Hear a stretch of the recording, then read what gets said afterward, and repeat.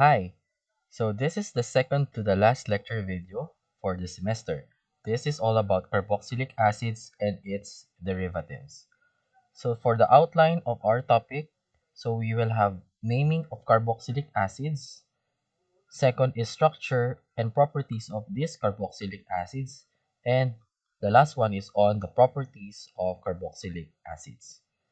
So carboxylic acids, what are these? So in this chapter, we will study carboxylic acids, which is another class of organic compounds that contains the carbonyl group. Again, we mentioned last time that the carbonyl group is that C double bond O. So you should always take note of that. The functional group of the carboxylic acid is called a carboxyl group, which can be represented in one of these three ways. So you have C double bond O attached to an OH. So why is it named as carboxyl group? So ang pinakamadali nyo matatandaan dito, it is a carbonyl group. It is a carbonyl group with a hydroxyl group. So what is that hydroxyl group? The hydroxyl group here is the O that OH. So you will see here, this is the carbonyl group and this is the hydroxyl group. So that's why it's called the carboxyl group. So this C double bond OH can be represented also like this, COOH or CO2H. So maalin dyan sa tatlo na yan, that only means na carboxylic acid yung pinag-uusapan natin. If you will notice this three structure, this functional groups sa inyong organic compound, that only means that yung pinag-uusapan nating compound ay isang carboxylic acid. So carboxylic acids with the functional group of RCOOH, they serve as starting materials for acyl derivatives. So ano ba yung mga acyl derivatives na pwede natin pag-usapan? So again, i-drawing muna natin yung ating yung functional group. Okay. So that one. So that's the RC double bond OH. Now, ano yung sinasabi natin dito ng mga iba pang mga acyl derivatives? So, yung acyl group kasi natin dito is this part, the RC double bond O. And itong part na to, pwede natin siyang palitan ng mga iba pang groups. So, what if we will attach there, we attach ito, katulad yan, the RC double bond O here is attached to OH. So this is your carboxylic acid.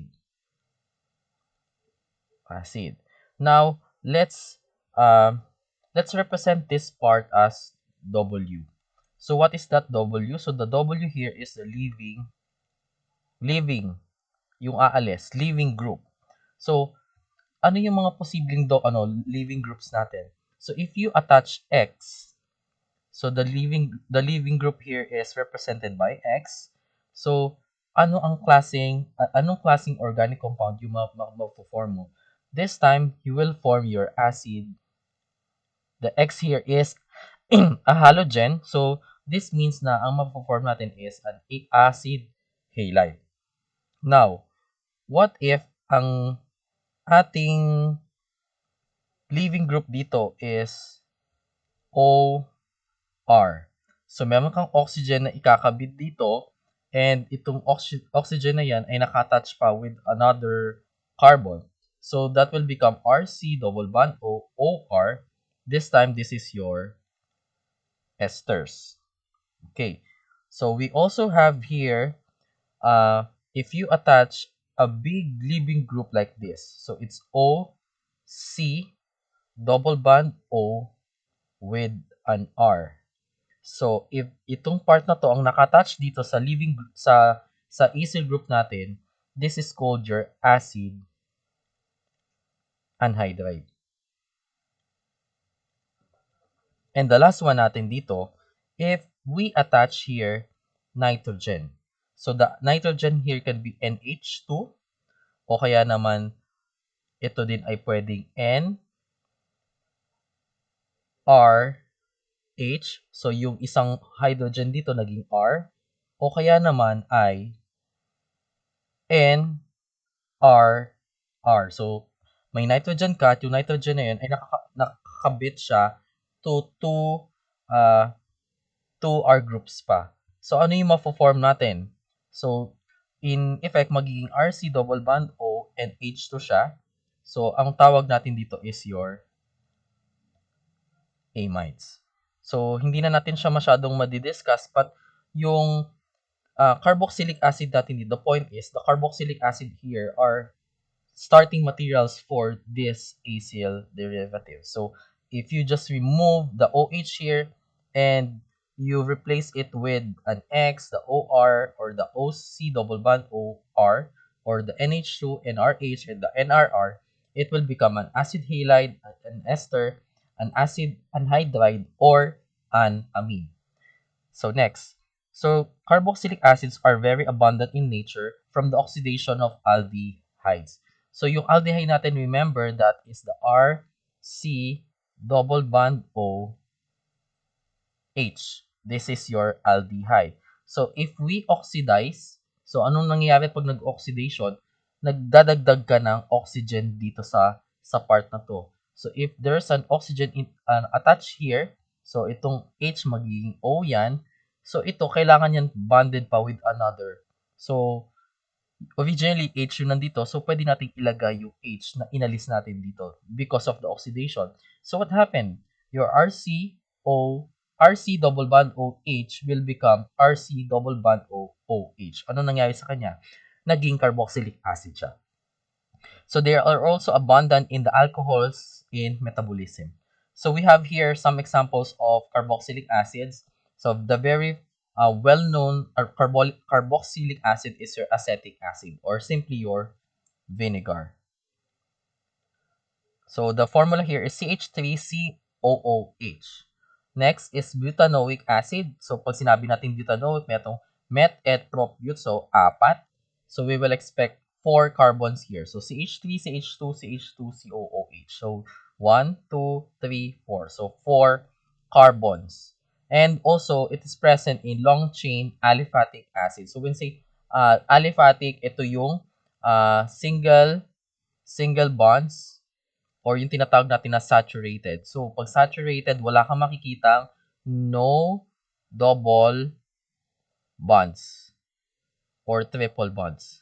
So, purely single bonds lang yan. At sinabi dito ay long chain. So, isabihin pwede yung you imagine it 20 carbons na tuloy-tuloy at lahat yun ay single bonds lang. So, that is long chain aliphatic acids. So, how do we name carboxylic acids? So, carboxylic acid with the functional group RCOOH. So, we derive them from open chain alkanes. The terminal E of the alkane is replaced by oic acid. So, in Filipino, what do we mean is, yung alkanes natin, di ba, they usually end with the E. So, we also drop the E, alisin natin yung E, and we replace it with the oic. Now, we have here the carboxyl carbon atom becomes the C1. Again, remember that the functional group here is RC double bond OH. Ano yung sinasabi dito na carboxyl carbon atom? Diba this is the carbonyl this is the itong part na to. Yan. This is your carboxyl group. So yung carbon nung carboxyl group mong yan, this is your C1. So you always start with that carbon. So the numbering will start here. Okay. So let's give some example. So this one, so ito i-assign natin as 1. The carbon ng carbonyl yung C double bond O, yan yung ating carbon number 1. So we start here and then we start counting pa going to the left. So we have here tatlong carbon. So that's met et prop. So that's supposedly it's a propane. But we drop the E and we add the oic, so it will become propanoic. Ngayon, uh, when you do this, meron tayong ini-add na acid. So that's a propanoic acid. Next. So same scenario. So you always start with the C1 here, the C double bond O, then you count going to the left. So as you can see here, kasama yung carbon sa pagka-count. So we have 1, 2, 3, 4, 5. So that means it's a 5. So pentane. So drop the E, that's pentanoic. Then pentanoic acid siya. Now we have here a substituent at carbon position number 4. So that's why this is a methyl at carbon position number 4. So the name is 4-methyl pentanoic acid. So ito naman, medyo advanced siya mag-isip kasi meron siyang ito yung example na may makikita kayong dalawang carboxyl group. So dalawa yung carboxyl group natin dito. So yung carboxyl group natin is laging nasa end yan. Yung ating mga carboxyl groups ay nasa end to end yan. So ito, nandito yung isa at nandito yung pangalawa. Ngayon, paano yung decision natin kung paano natin papangalan to. So if you encounter this scenario na meron ka C double bond OH at dalawa sila, we will call it a dioic. So di meaning dalawa, and yung ginagamit natin na term is yung ending is oic. So kaya siya naging dioic acid. Now, so alam natin na ito ay dioic acid. Now, paano yung naming? So, i-inspect muna natin yung mga substituents. So, we have here 1, 2. So, this is an ethyl. And then you have here a methyl group. So, meron na-establish na natin yung ethyl at methyl. And then, we decide on the alphabetization. So, ethyl comes first than your methyl. Okay? So, ang mangyari dyan, i-decide natin kung paano yung naming niya depending on the direction. So, if we start here, this is, di ba, ito yung C double bond OH. So, this is the carboxyl carbon. So, that's the number 1. Then, going to the right, you will notice na may 8 carbons ka. So, that's why it's an octane. So, octane.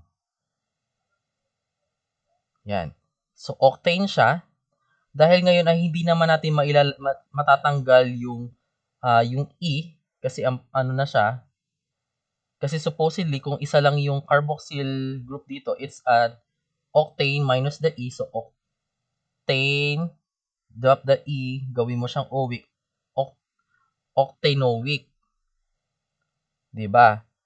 Pero octanoic pala, octanoic. Pero dahil kasi meron ka ng di, meaning dalawa siya, pag ganun yung case, nire-retain natin yung name ng alkane and then we just attach the suffix dioic acid.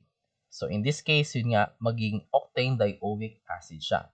Now, yung sa naming ng ating substituents, we have ethyl and methyl. So if we go to this direction, you will encounter the ethyl group at carbon position number 3. And the methyl is at position number 6. So that's why it's a 3-ethyl 6-methyl octane dioic acid. Now, ang gawin natin from kanan to kaliwa. So if this is your supposed example lang, this is 1, 2, 3, 4, 5, 6, 7, 8. So we will encounter the methyl group at 3 and the ethyl at 6. Pero kasi ang ginagawa natin dito, dapat mas mababa muna yung mas mababa yung number nung una sa alphabetization. So that's why we will accept it as 3-ethyl 6-methyl octane dioic acid. So, ano lang to, and additional information lang. So for IUPAC name, for an acyclic carboxylic acid, when you say acyclic, this is straight chain. Straight chain. Take the longest carbon chain that contains the carboxyl group as the parent alkane. So ang ibig sabihin lang nito, if you're going to this magde-decide ka dun sa name nung parent yung lagi mo kasi hinahanap yung pinakamahabang chain. So dapat dun sa chain na yun kasama yung carboxyl group. So you drop the yung ending niya na you replace it with the oic acid. Then, you number the chain beginning with the carbon of the carboxyl group. So, laging magsisimula yung number 1 dun sa C double bond O.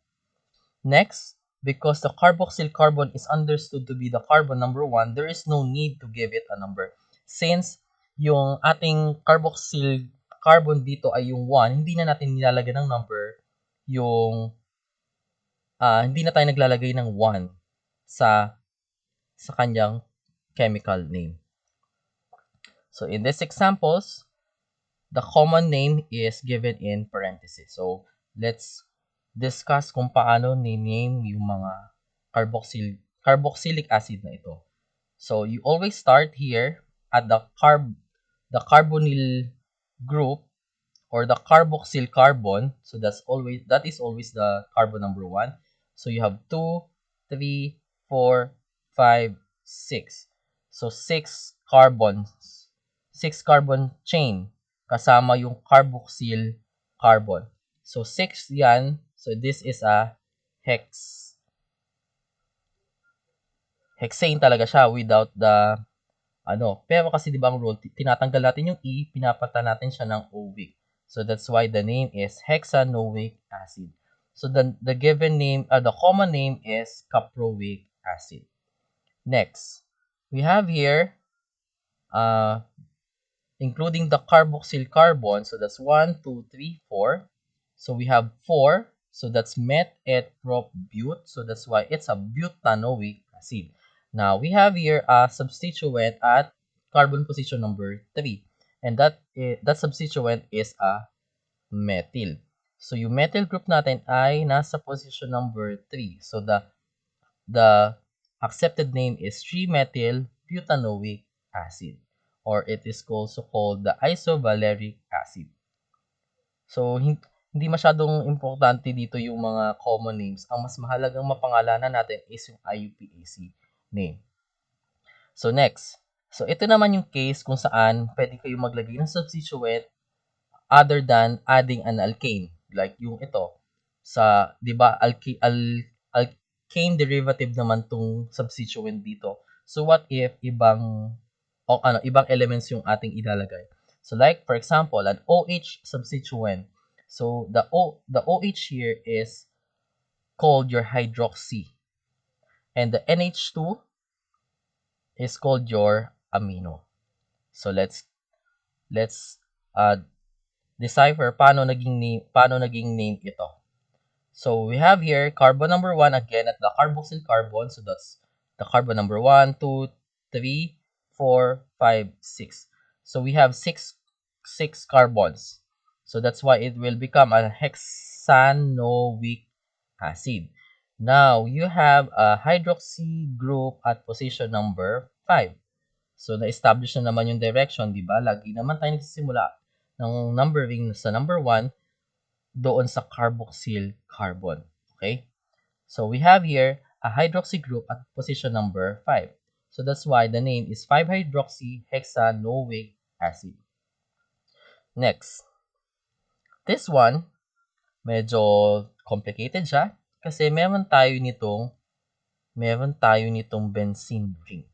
So benzene ring with the COOH, we call it a benzoic acid. Now, paano ini-name yung ating substituent? So lagi, 'di ba, doon sa previous discussion natin,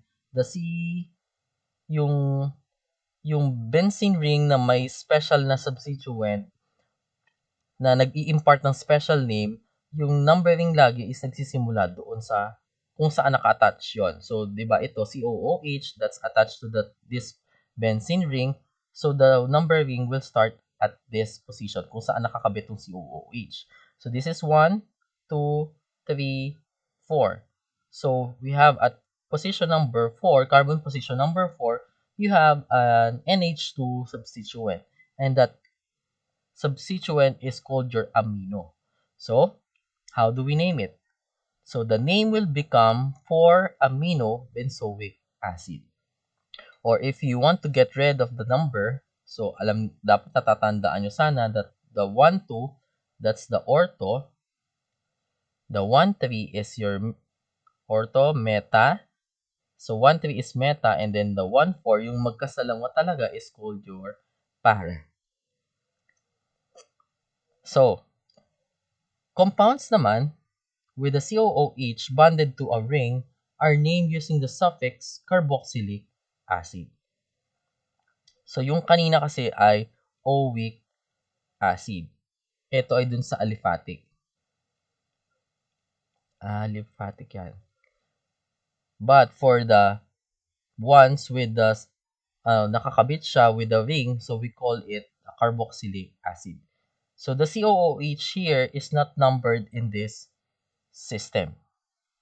So, as a substituent, the COOH group is called your carboxyl group.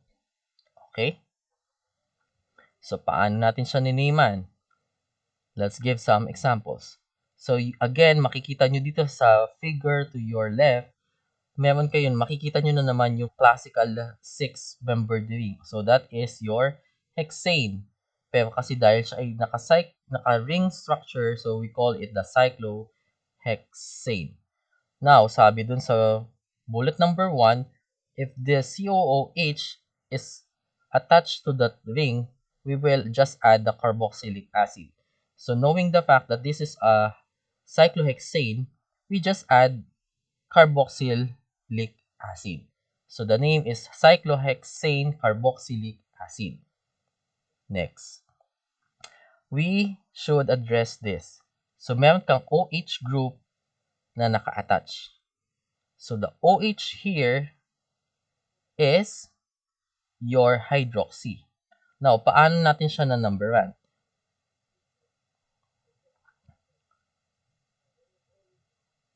So, ang naging dito, kung saan nakakabit yung COOH, siya yung number 1. So, if you go clockwise, so you will encounter the hydroxy at number 4. But also, pag tininan naman natin siya ng counterclockwise, you will also encounter the same hydroxyl group at position number 4. So that's why it is called your 4-hydroxycyclohexane carboxylic acid. Now, what is this trans? So, ibig sabihin ng trans ay, again, tatatandaan pa, trans means opposite. And the cis here is same. So, merong something na opposing. So, your OH here ay not on the same side of your COOH. So, that's why it is called your trans 4-hydroxycyclohexane carboxylic acid. So, ito, yung OH at yung COOH ay magka-opposite sila. Okay? So, we have here another example. Ano ang ating masasabi dito? You have here a 5-membered ring. So, meron kang 5. So, it's a pent. Dahil ito ay naka-ring structure, so meron kang attached na cyclo. So, it's a cyclopent. Now, you have here a double bond between 1 and 2. So, kunwari hindi mo na natin nakikita tong part na yan. So, this structure is your cyclopentene. Cyclopentene. And, lagi naman, di ba, sinasabi ko sa inyo noon na ang numbering nito is kung saan, sana, kung mag-isa lang yung double bond ha, kung mag-isa lang yung double bond dun dyan sa cyclic cyclic nyo na structure, yun yung carbon number 1.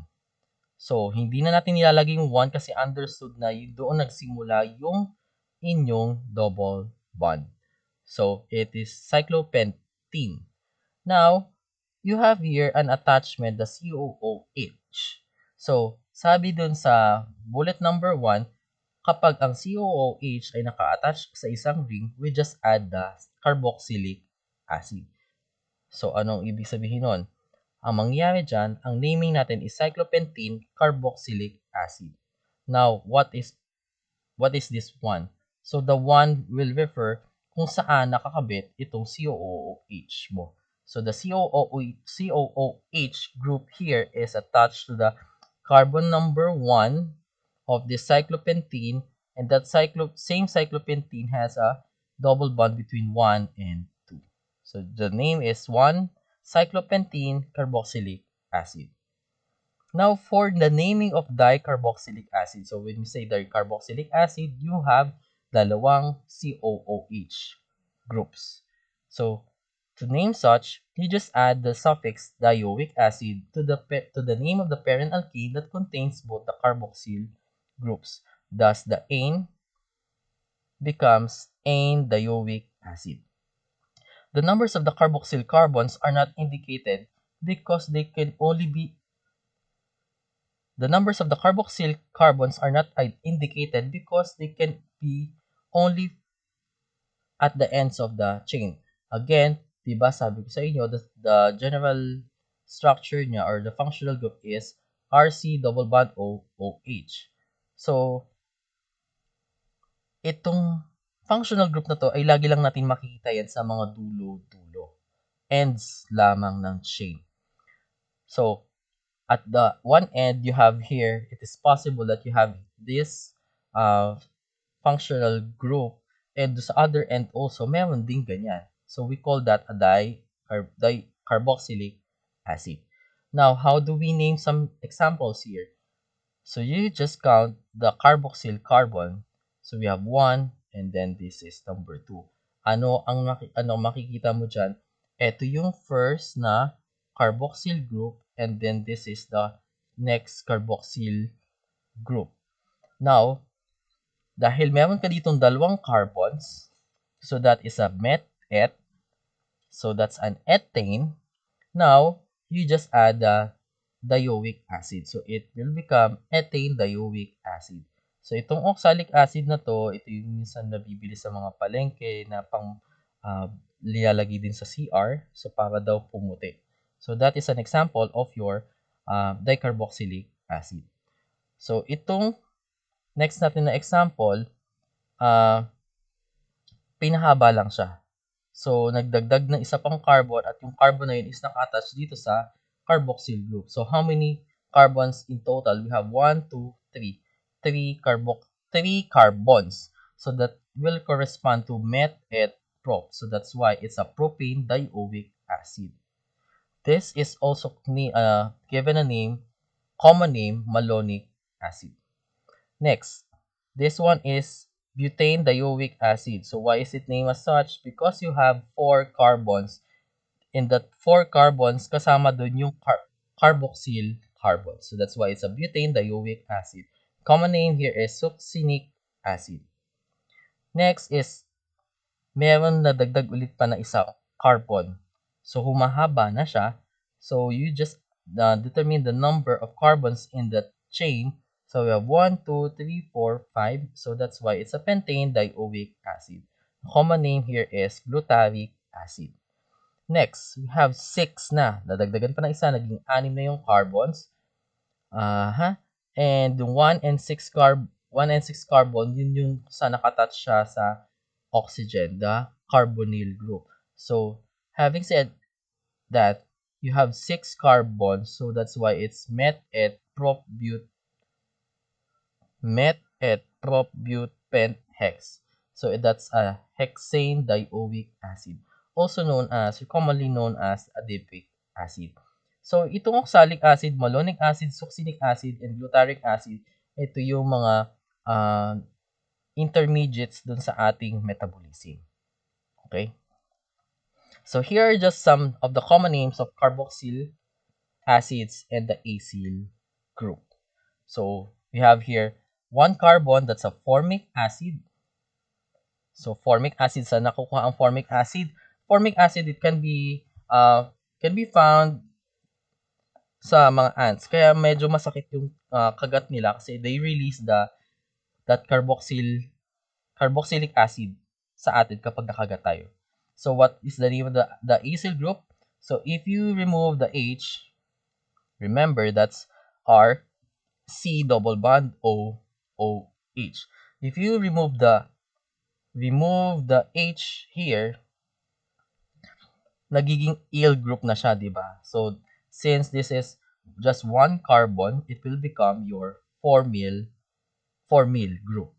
Next, we have two carbons, that's acetic. The acyl group will be acetyl. So paano nako-convert to acyl group ito? Pag yung structure mo naalisan siya ng H, so nawala yung H, nagiging acyl group siya. So yung sa name natin, sa systematic name natin, yung formic, we drop the ic, we'll just replace it with il pag siya ay naging acyl group. So madami to. So ito yung mga nasabi na natin kanina. This is the oxalic, malonic, succinic, and the adipic. Okay? So madami tayong examples ng carboxylic acid sa ating katawan. Okay? So here, hindi masyadong evident dun sa dito sa slide na to. Pero itong slide na to, binibigay dito yung IUPAC name and the common name. So nasabi na natin yung formic, acetic na common names. Now, paano yung naming ng IUPAC? So, you just count the number of carbons and you just diba doon sa ating pag nagbibilang tayo ng carbons, we always refer it to the alkane version. So this is just one carbon. So that is met.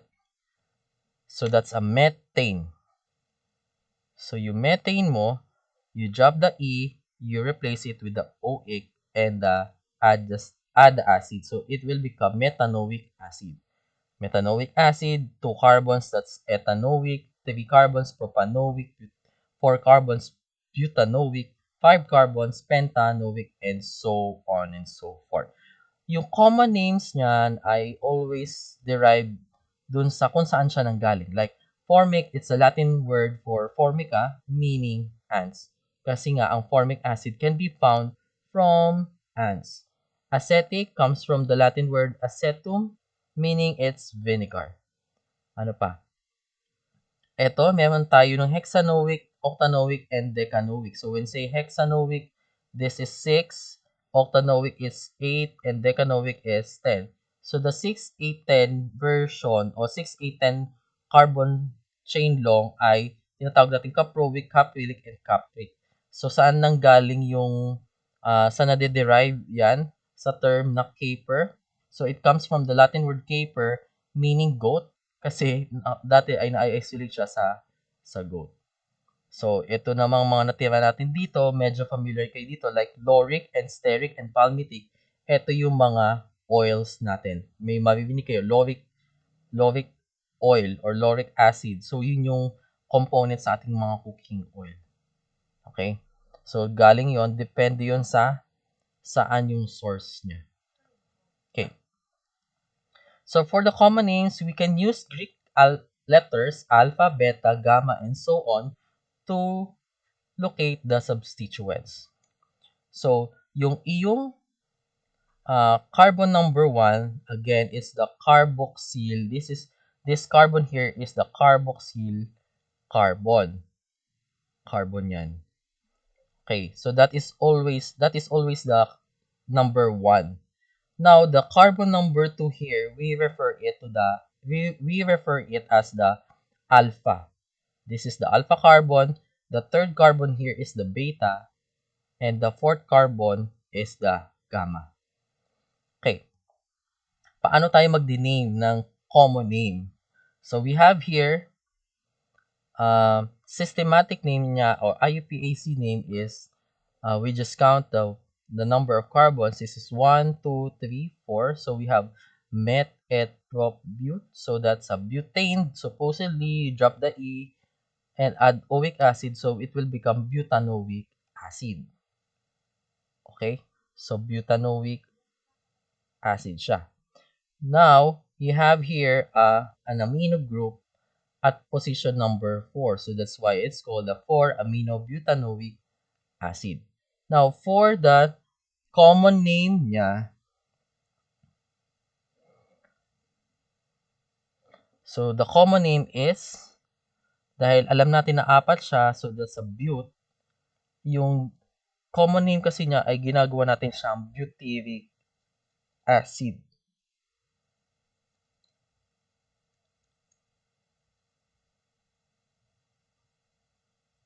So that's a butyric acid. Then, at the gamma position, we have an amino. So that's why it's called the gamma aminobutyric acid. At ang kanyang abbreviation is GABA. So bakit siya naging GABA? Because this is gamma G aminobutyric acid. So that's why it's called a GABA. So let's give the IUPAC name of this compound. So for the solution, again, we just count the number of carbons. So this is the carbon number 1, number 2, 3, and 4. You always start the numbering kung saan yung carboxyl carbon. So this is 1, 2, 3, 4. So have met, et, prop, but. So alam natin na butane to supposedly drop the E, add the oic acid, so that will become butanoic acid. Now, hindi pa tayo dyan natatapos kasi we have here a substituent, and the substituent here is a methyl. So the methyl group is in what position? At carbon number 3. So that's why the name is 3-methyl butanoic acid. So yan. So hindi ko dapat nilagyan dito ng dash yung ating substituent, mina-merge natin siya with the parent name. So methyl butanoic acid, like this. So usually hindi ko sinusulat yung first letter nito as a capital, so be careful. So lagi nating isulat na lang na maliit siya. So some physical properties. So tingnan natin ulit yung functional group, 'di ba? The functional group here is RC double bond O OH. So alam natin that O is more electronegative than your carbon. So napag-usapan na natin to dati. So that's why the oxygen here is electronegative. So partial negative. And then the carbon here is partial positive. And since meron ka pang another oxygen dito, so this is also partially negative. And the H here is the partial positive. So yung ating makikita dito ay yung carboxyl group mo kasi meron kang tatlong covalent bonds dyan. The C double bond O, this one. The CO, this one. And the OH. So the three covalent bonds here are all polar. So napag-usapan na natin last time to do sa aldehydes and ketones na yung C double bond O laging polar. C double bond O and C single bond O, yan ay mga polar. Kaya ano ang overall polarity ng iyong carboxylic group? So the carboxylic group is overall polar. So the polarity of these bonds determine the major physical properties of carboxylic acid. So alam natin that this C double bond O and the OH and the CO, lahat yan ay polar. So like your acetic acid. So, meron siya nitong C double bond OOH, the carboxyl group. So, itong acetic acid natin or vinegar is polar. Kaya, kapag binix natin siya with water, ano ang nangyayari? They mix. Bakit? Kasi, ang water natin is also another polar compound. So, if you try to dissolve a polar substance in a polar solvent, they will mix. Okay? So, carboxylic acids have significantly higher boiling points than other types of organic compounds of comparable molecular weight. So, mas mataas yung kanilang boiling points. So, their higher boiling points are a result of their polarity. So, lagi nating ang reasoning natin dyan is the polarity and the fact that hydrogen bonding between the two carboxyl groups, meron kang hydrogen bonding. So, sabi dito, hydrogen bonding between the two carboxyl groups creates a dimer. So, I will explain later. It creates a dimer that behaves as a higher molecular weight compound. So, balikan natin yung sinasabi ko sa inyo kanina na yung mga partial positive and partial negative regions ng iyong carboxyl group. So, the O here is partial negative and the carbon here is partial positive.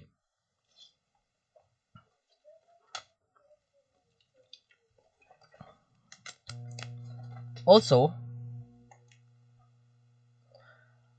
this oxygen here is also partially negative. And the H attached to that oxygen is partial positive. Now, that partial positive H, so ito yung isa ha, this is your first vinegar molecule. So, drawingan natin siya ng ibang kulay. And this one is your second. Yan. So, the partial positive hydrogen here is attracted to the partial negative oxygen of another acetic acid. Same goes with this part. This partially negative oxygen is attracted to the partial positive hydrogen of another vinegar or acetic acid. So ano nangyari? Meron diyang nagiging this is just an attraction. Hindi talaga siya bond na hindi siya katulad ng ionic and covalent na talaga nagpo-form ng connection. Ito is just attraction. So kaya siya symbolized by or represented by these dashed lines. So ibig sabihin hindi ito totoong bond na na-form but this is just an attraction. So there is an attraction between the two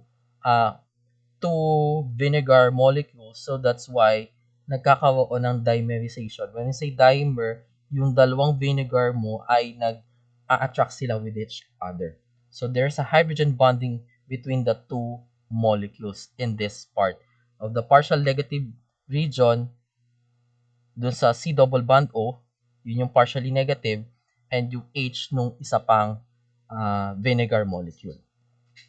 So, anong ibig sabihin nun? Kapag attracted sila via the hydrogen bonding at dalawa yun, ibig sabihin, you need to break the attraction first before kailangan mo kasing masira muna yung attraction ng dalawang vinegar molecule so that this dimer will become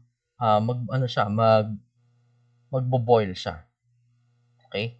So that's why it behaves as a high molecular weight compound. So yung acetic acid natin, medyo mataas ang kanyang boiling point. So ito naman, this slide shows you the solubility. So, solubility ng carboxylic acid natin. So carboxylic acids are more soluble in water than are alcohols, ethers, aldehydes, and ketones of comparable molecular weight. So we have here acetic acid, our carboxylic acid. Its solubility with water, take note, it's water, it's infinite. Ito namang alcohol natin, it's a propanol with the same, roughly the same molecular weight sila. Ang difference lang is yung propanol natin is 3 carbons na may OH. So medyo magkakalapit lang naman yung mga molecular weight nila. The solubility is also infinite. But if you have here a propanol, so when say propanol, this is an aldehyde. So aldehyde, 3 carbons din siya. Medyo magkalapit yung molecular weight. Yung solubility lang niya is 16 grams per 100 ml of water. So if meron kang 100 ml na water, ang pwede mo lang ma-dissolve doon is 16 grams lang. Okay? So we have here another example. This one is your carboxylic acid, the butanoic acid. So meron siya ng COOH na group. So if we compare it with the pentanol, so another alcohol, and the pentanal, which is an aldehyde, yung solubility ng carboxylic acid natin na butanoic acid is also infinite. But pag compare natin siya sa alcohol na medyo roughly the same molecular weight, when you say molecular weight, if you, ang molecular weight kasi ay nakocompute natin yan by multiplying the atomic mass of an element times kung ilang beses siyang nakikita dito. So like for example, mabilis lang na explanation ng molecular weight. We have here 1, 2, 3 carbons. So 3 times the atomic mass of carbon, which is 12.01. So you get a value here. Then you multiply ito. Sa carbon lang to. Pag hydrogen, ilan ang hydrogen niya dyan? So we have 3. Tapos this is 2 times 2. That's 4 plus 3, 7. 2 times 2, 4 plus 3, 7 plus 1. So that's 8. So 8 times 1.008. You consult the periodic table. Then we have here oxygen. So how many oxygens ang meron? So dalawa times the atomic mass of your oxygen, which is 16. So may value ka dyan. And then if you add all of this together, you will arrive with the 88.1. So going back, kapag kinumpare natin yung butanoic acid, which is a carboxylic acid, with the pentanol, which is an alcohol, and the pentanal, which is an aldehyde, they have the same molecular weight, pero mas infinite yung solubility ng carboxylic acid natin than your alcohol and your aldehyde counterparts. So ito naman, since na-discuss ko kanina yung mga lauric acid, palmitic acid, so as the chain kasi ay humahaba, so nagiging mapapansin nyo doon class, pag humahaba yung, di ba, this is your C double bond OOH, at humahaba yung carbon na na-attach mo dito, so yung carbon dyan na naka-attach, this part, ay para siyang nagiging alkane-like. So when say alkane-like, yung behavior niya is parang alkane. And we know that alkanes are hydrocarbons. So hydrocarbons are yung hydrocarbon na yan ay ayaw niya ng water. So that is water-fearing. So water-fearing yung mga yan. So this part is your, palitan natin yung kulay. So this part of your carboxylic acid ay nagiging water-fearing. And this part, we know that the C double bond OOH, di ba polar to? So ito ay siya yung water. Where is the mouse? This is your water loving. Just like in the discussion of aldehydes, yung part na hydrocarbon is water-fearing or hydrophobic. Tas itong part na to, this is your hydrophilic. So, ang point ko lang dito kasi, habang humahaba yung chain, so, humahaba yung chain na naka-attach dun sa carboxylic acid, ang magiging tawag natin dyan is fatty acids. So, fatty acids are long-chain carboxylic acids derived from animal fats, vegetable oils, or phospholipids of biological membranes. So, more than 500 have been isolated from various cells and tissues. So, madami na fatty acids. But, most have 12 to 20 carbons in unbranched chain. So, when say unbranched chain, tuloy-tuloy yan na 12 to 20 carbons.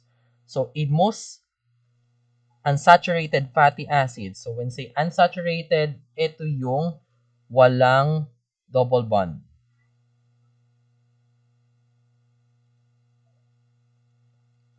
So, for fatty acids without double bonds or triple bonds, na-discussion na natin yung sa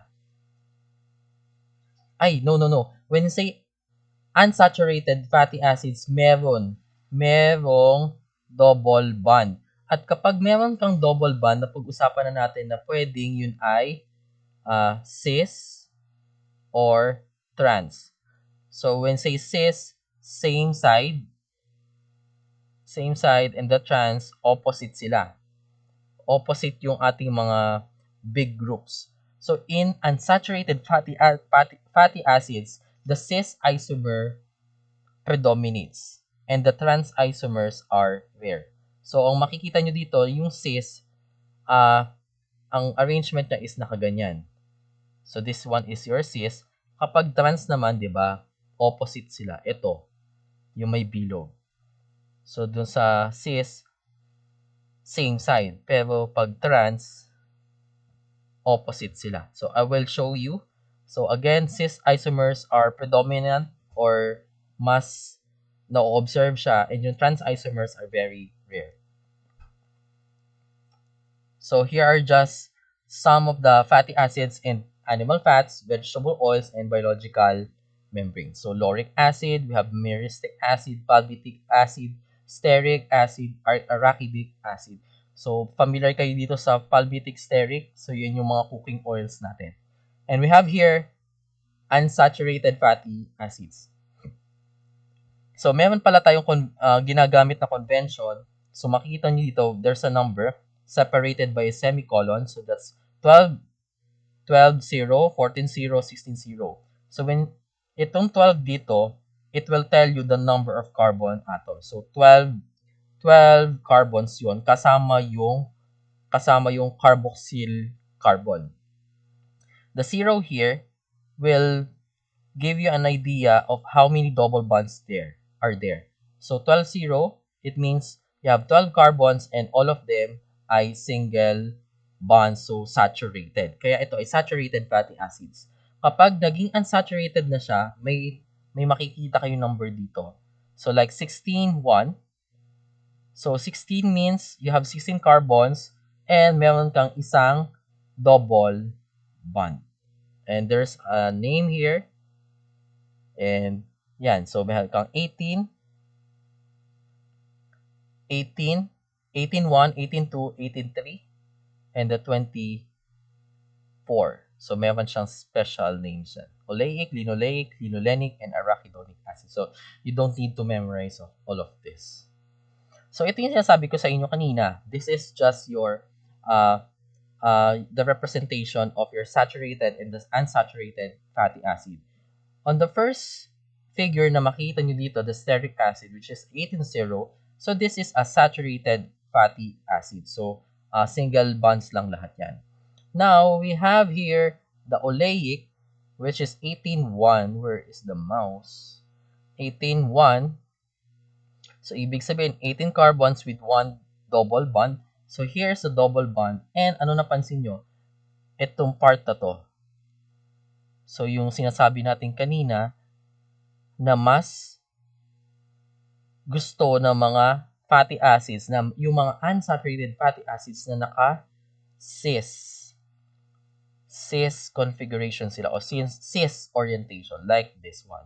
So, nagkaroon ng double bond So, imbis na ang direction is pa ganun, pag cis, pa ganito. Ayan, ito. Okay? So, we have linoleic.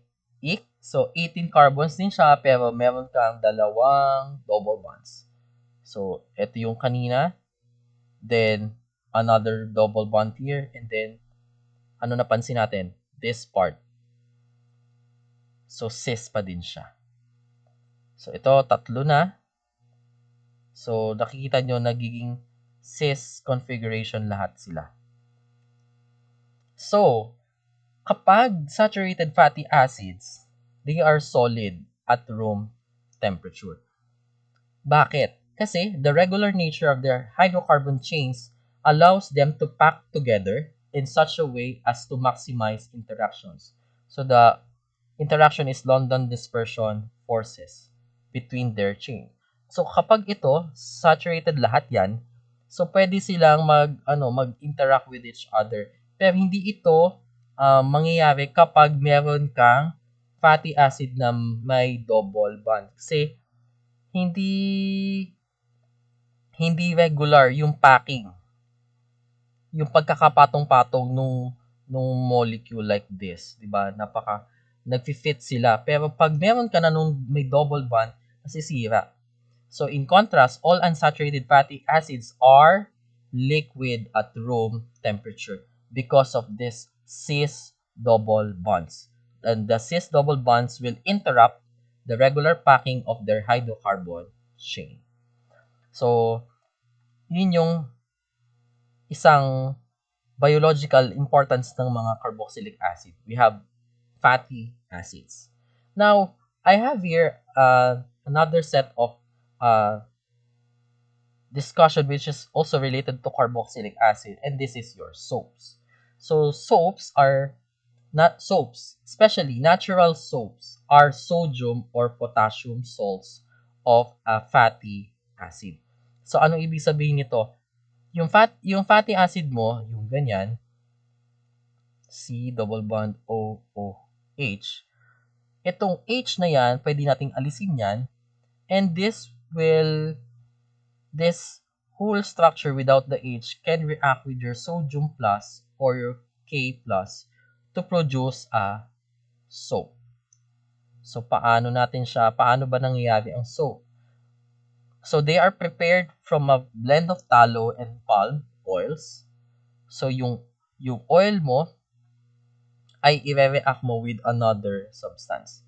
So, triglycerides are triesters of glycerol. And solid fats are melted with steam and water.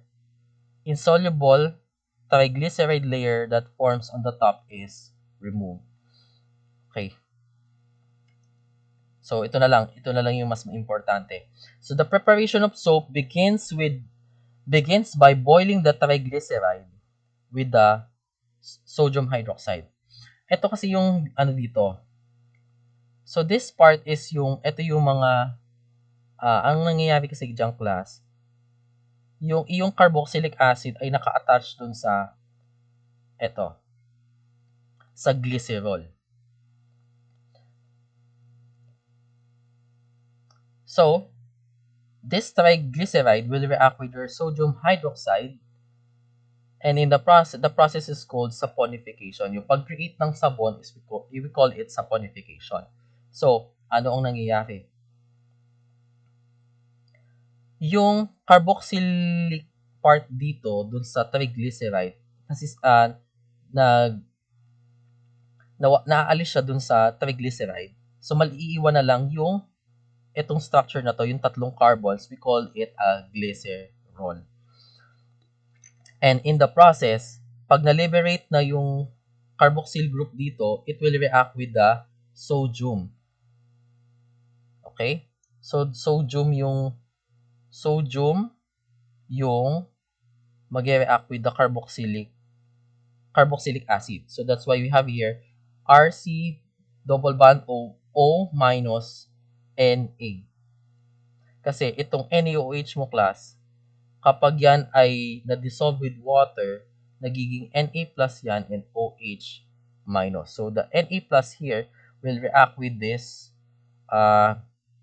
will react with this yung carboxylic acid part, matatanggal muna siya.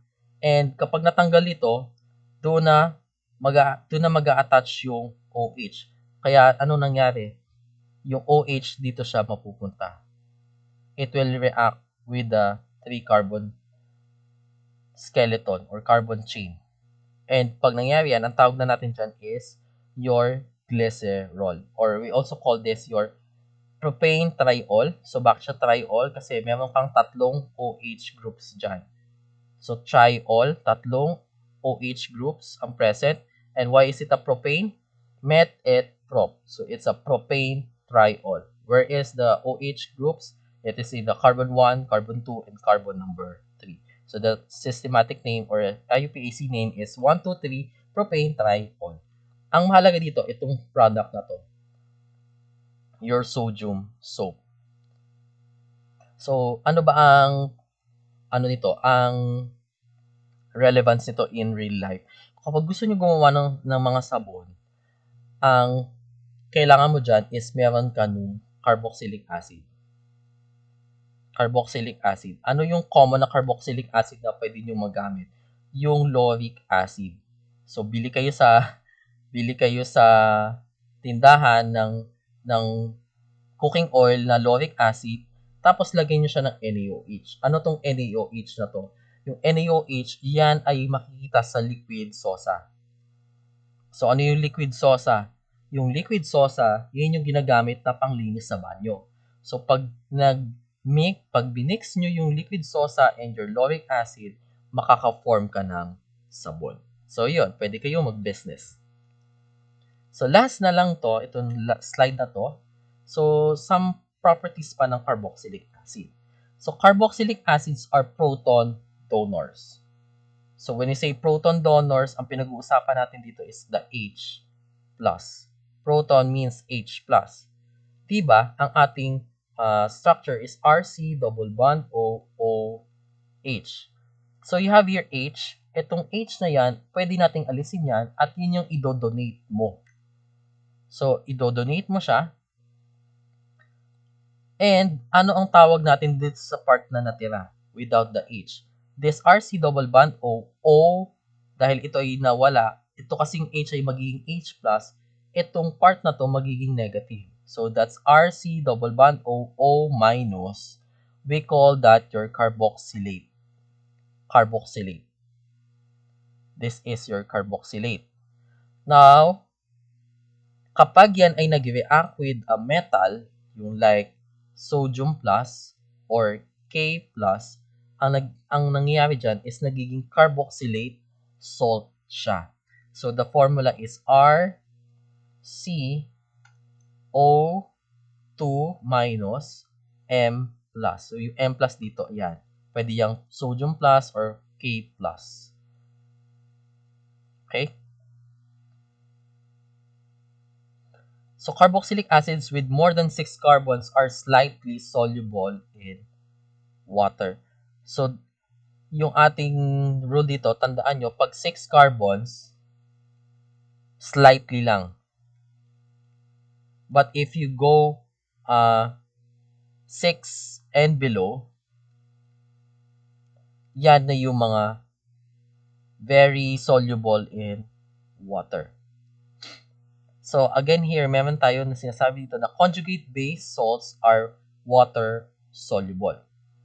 So like ito, yung sinasabi ko sa inyo kanina, this is the carboxylic acid.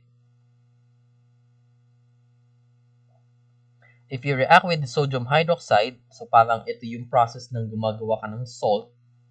So ito kasing OH dito, aalisin mo yan, it will become H+. That's H+. Then, itong NaOH mo, it will become Na+ and OH-. Yan. So the Na here will replace the H na naalis dyan. So kaya naging RC double bond O minus Na+. Yun pala. Pag naalis yung H dito at naging H+ siya, yung sabi ko sa inyo kanina, yung oxygen dito nagiging negative siya. So this is RC double bond O minus. Then it reacts with the Na+, kaya naging ganito. So, yan. And then, ano ang nangyari dun sa H na inalis at dun sa OH? Itong OH, itong OH mo and the H na naalis will merge to form your water. Okay. Kaya, sabi dito, the conjugate base salts are water soluble. Ito kasi, ito yung sinasabi ko sa inyo na para siyang, ito yung sa process ng soap. Kaya ang soap, ginagamit siya sa paliligo para mag-alis ng dirt. And yung soap din is soluble in water. So the carboxylic acid salt here is water soluble. So that ends our discussion, and thank you and have a good day.